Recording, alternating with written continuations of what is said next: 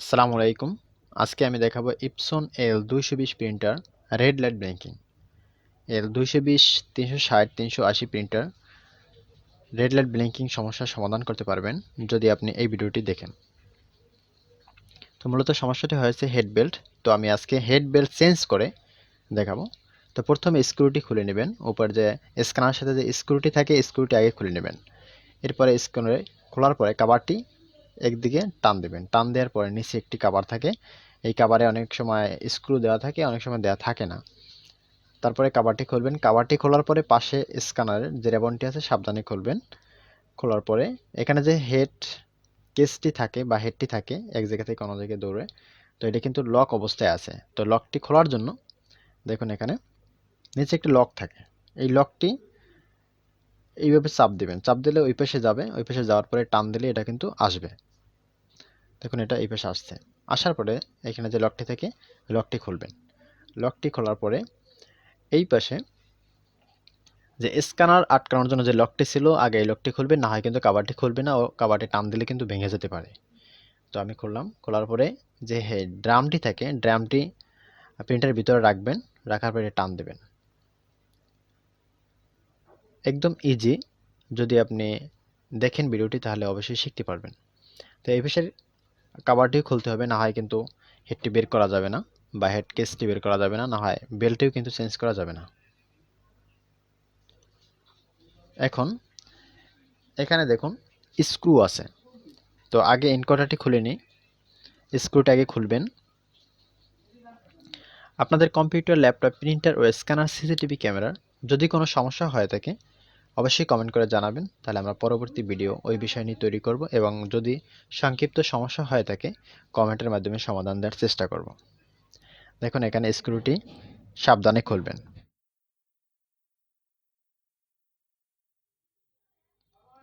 স্ক্রুটি খোলার পরে দেখুন এখানে যে লকটি থাকে, এই যে একটা লক আছে এখানে দেখুন, স্ক্রুটি আমি বের করতেছি। এই লকটি অনেকেই খুলতে পারে না, এইভাবে চাপ দিয়ে খুলবেন, না হয় কিন্তু স্প্রিংটি অনেক সময় ছিটকে দূরে চলে যায়, অনেক সময় হারানো যায়, পাওয়া যায় না আর কি। তো সাবধানে এটা খুলবেন। এই লকটি আমি এই পাশে রাখতেছি। এটা মূলত একটা গিয়ারের কাজ করে। স্ক্রুটি নিতেছি।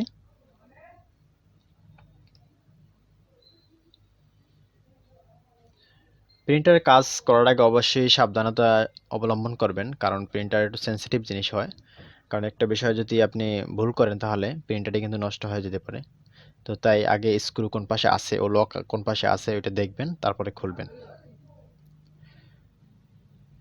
দেখুন এখানে যে সাইড সেন্সরটি থাকে এটা মূলত পেপার ফিট, পেপারটাকে ঠিকঠাক মতো আছে কিনা, পেপারটা কতটুকু আসছে, কতটুকু আসে নাই বা কতটুকু রোলারটি ঘুরলো এটা কিন্তু এটা ডিটেক্ট করে। তো এই সেন্সরটি বেশি সমস্যা হয়। তো মূলত আমাদের এই সেন্সরটি সমস্যা না, তবু বললাম। যাই হোক এই পাশে যে স্ক্রুটি আছে স্ক্রুটি খুলবেন। এখানে যে মোটর আছে মোটরে দুইটা স্ক্রু থাকে, আগে স্ক্রু দুটি খুলবেন, না হয় কিন্তু হেডটি কেসটি আসবে না। কারণ মোটরের যেই পাশটা একটু বাড়তি থাকে এই বাড়তি পাশে আটকে থাকবে, যার কারণে আসবে না। তাই আগেই স্ক্রু দুটি খুলে নেবেন। খোলার পরে এই পাশ থেকে একটু চাপ দিয়ে নেবেন তারটি সরানোর জন্য। এখানে প্যাচটা খুলে নেবেন। আমি খুলতেছি। ধৈর্য ধারণ করে ভিডিওটি সম্পূর্ণ দেখুন, তাহলে আপনি শিখতে পারবেন ও জানতে পারবেন। লকটি আমার খোলা হয়ে গেছে। তো এই পাশটা দিয়ে আমি যদি যখন টান দেব দেখুন এই পাশটা বের হয়ে আসবে। বের হয়ে আসার আগে একটা কাজ করে নেব। দেখুন এখানে রেবনটি আটকানো অবস্থায় আছে, তাই এই কেসটি আগে খুলে নিলাম। কভারটি খোলার পর রেবনটি একটু ছেড়ে দিই, তাহলে একটু বাড়তি আসবে। দেখুন হ্যাঁ, এভাবে বের করে আনবেন। বের করে আনার পরে এইভাবে রাখার পরে এই যে বেল্টটি আছে বেল্টটি সরিয়ে নিলাম এবং নতুন একটি বেল্ট লাগাবো। দেখুন এটা আমাদের একদম নতুন বেল্ট। আর এটা ছিল কিরকম, এটা মূলত ছিঁড়ে গেছে বা ইঁদুরে কাটছে এরকম অবস্থায়। আপনার এরকম বেল্ট অ্যাভেলেবেল সার্ভিসিং দোকানে পেয়ে যাবেন। তো এখানে একটু দেখুন বোঝার বিষয় আছে বেল্টটি আসলে কোন জায়গা থেকে শুরু হবে বা কোন পাশে লাগাবো। এখানে একটা দাগ কাটা আছে বা একটা চিহ্ন দেওয়া আছে, এই দেখুন। এই চিহ্ন অনুযায়ী ওইখানে লাগাবেন। তবে এই যে চিহ্ন দেওয়া আছে এই চিহ্ন ছাড়াও কিন্তু লাগালে চলবে। চলবে না এমন না, চলবে। তবে এইটা লাগানো সবচাইতে উত্তম এবং প্রিন্টারটি স্মুথলি কাজ করবে। দেখা গেছে যদি ওই পাশে আপনি লাগান তাহলেও চলবে, চলবে না এমন না, তবে উত্তম হলো এই পাশটা লাগানো। তো আমি লাগালাম। আগে এনকোডারটি খুলে নিই, কারণ সেন্সরের ভিতরে আগেই বসায়নি। হেড বসানোর পরে এনকোডারটি লাগানো খুব টাফ ব্যাপার হয়ে যায়, কারণ অনেক সময় যায় না ভিতরে, সেন্সরের ভিতর দিয়ে যায় না। তো তাই আমি আগে খুলে নিচ্ছি, এবং ভিতরে আপনারা এভাবে খুলে নেবেন, তাহলে কাজের সুবিধা অনেক বেড়ে যাবে আর কি, কষ্ট হবে না আপনাদের কাজ করতে। আগে ভিতরে এরকম দিয়ে দিবেন। এনকোডারটি খোলার পরে একটু মুছে নিয়েন, অনেক সময় এনকোডারে ময়লা থাকলে অনেক সমস্যা হয়।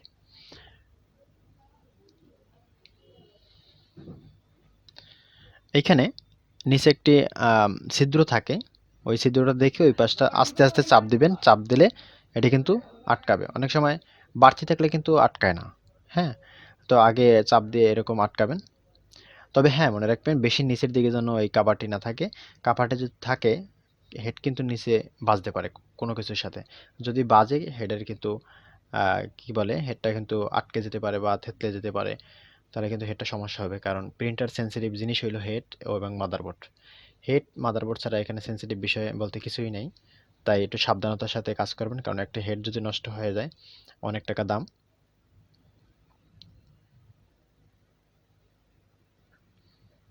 আর এই স্ক্রুটি টাইট দেওয়ার বিষয়ে আমি একটু বলি। আপনারা কোনোভাবেই অতিরিক্ত টাইট দিবেন না এবং একদম লুজ রাখবেন না। অতিরিক্ত টাইট কেন দেবেন না এটা বললাম।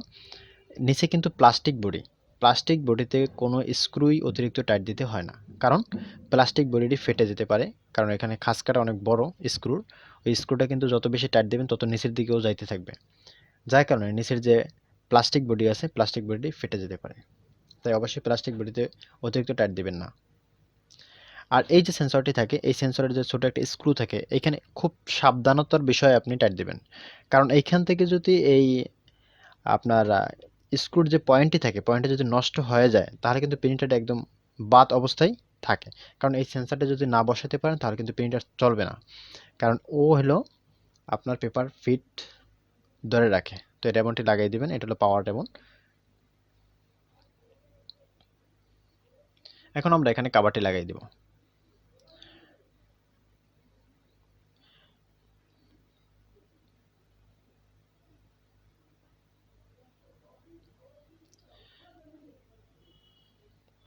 এখন মোটরটি লাগাইতেছি, এখানে দুইটা স্ক্রু থাকে, স্ক্রু দুইটা লাগাবো।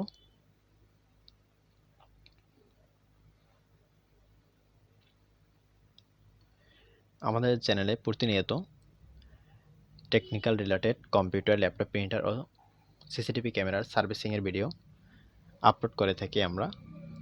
তো আমাদের চ্যানেলটি যদি আপনার ভালো লাগে, ভিডিও যদি ভালো লাগে, অবশ্যই সাবস্ক্রাইব করে পাশে থাকা বেল আইকনটি বাজিয়ে দিয়ে পাশে থাকবেন।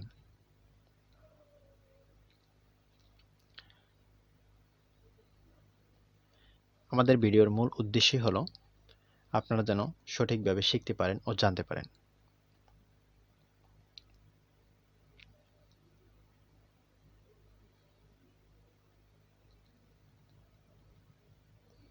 দেখুন এখানে যেমন আমি তারটি লাগাইতেছি, কানেক্ট করতেছি, কানেক্ট হয়ে গেছে। তো এই কাভারটি লাগাইতেছি, কাভারটি হলো পেপার ফিট রোলারের উপরে। তো কাভারটি সাবধানে লাগাবেন, অনেক সময় লাগতে চায় না। তো আগে দেখবেন ওইটা ছিদ্রের সাথে মিলছে কিনা, তারপর লাগাবেন। এইখানে অনেকেই একটা ভুল করেন, আগে হেড বেল্ট উঠানোর ক্ষেত্রে হেড বেল্টটা অনেকেই উঠাতে পারেন না। তো ইনকোয়ার্টারটি লাগানোর পরে, স্ক্রুটি লাগানোর মানে কি বলি, স্প্রিংটি লাগানোর পরে একদম ইনকোয়ার্টারটি লাগাই দিবেন এই পাশে যে লকের সাথে। তারপরে আপনার হেড বেল্ট লাগাবেন। হেড বেল্ট লাগানোর জন্য এই যে গিয়ারটি থাকে বা পেনিয়ামটি থাকে, এই পেনিয়ামটি লাগাবেন। দেখুন এখানে একটা লক আছে, জাস্ট ধরে এইভাবে একটা চাপ দিবেন, চাপ দিলে কিন্তু আটকে যাবে। স্প্রিংটি লাগানোর ক্ষেত্রে এইভাবে হাত দিয়ে চাপ দিয়ে, বাম হাত দিয়ে চাপ দেবেন, তাহলে কিন্তু আটকে যাবে। এইখানে স্ক্রুটি আগে লাগাতে পারেন এবং পরেও লাগাতে পারেন, তবে হ্যাঁ, আগে লাগানো সময় বেশি টাইট দেবেন না, অল্প টাইট দিয়ে রাখবেন। দেখছো না আপনি, অল্প টাইট দিয়ে রাখবেন। অল্প টাইট দিলে কি হবে, কারণ হেড বেল্টে যখন উঠাবেন তখন স্প্রিংয়ের সাথে লুজ হয়ে হেড বেল্টটি তাড়াতাড়ি উঠবে। যখন আপনি টাইট দিয়ে রাখবেন তখন কিন্তু আর উঠবে না, তখন যত টানাটানি করেন ওইখানে ফিক্সড হয়ে থাকবে। তো যখন আমি এটা চাপ দিয়ে উঠাবো তখন স্প্রিংটা একটু লুজ হয়ে আমার হেড বেল্টটি উঠে যাবে। ওঠার পরে আপনি টাইট দিয়ে দিতে পারেন, তার কোনো সমস্যা নাই। এই দেখুন, ওঠানোর পরে একটু চাপ দেবেন, অটোমেটিক উঠে যাবে।